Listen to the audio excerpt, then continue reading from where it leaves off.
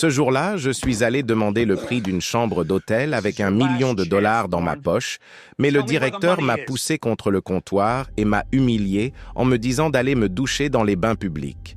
Je ne me suis pas défendu, car ce jour-là, je ne portais pas de costume et je n'avais pas de garde du corps avec moi. Juste une vieille valise cassée contenant $1 million. Je m'étais déguisé volontairement en vieil homme misérable, avec des vêtements déchirés et de la poussière sur tout le corps, uniquement pour voir comment on me traiterait si l'on pensait que je n'avais rien. Si quelqu'un se montrait sincère avec moi, je voulais le récompenser avec cette somme. Je suis entré dans mon propre hôtel et j'ai demandé doucement à la réceptionniste « Mademoiselle, je voudrais louer une chambre, la moins chère. » Elle était clairement surprise par mon apparence, mais il n'y avait aucun mépris dans ses yeux.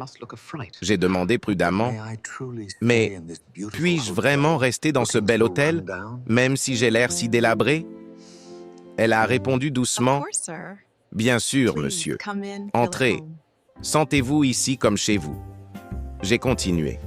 « Combien coûte la chambre la moins chère? » « La moins chère coûte $250, monsieur, » dit-elle doucement.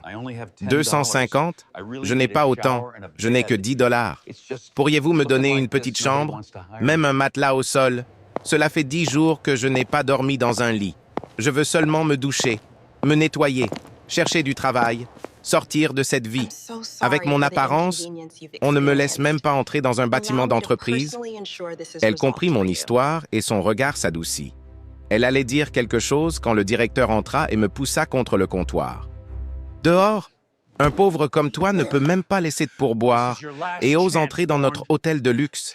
Des gens comme toi ne méritent même pas de passer notre porte. » Tu veux savoir ce qui s'est passé ensuite?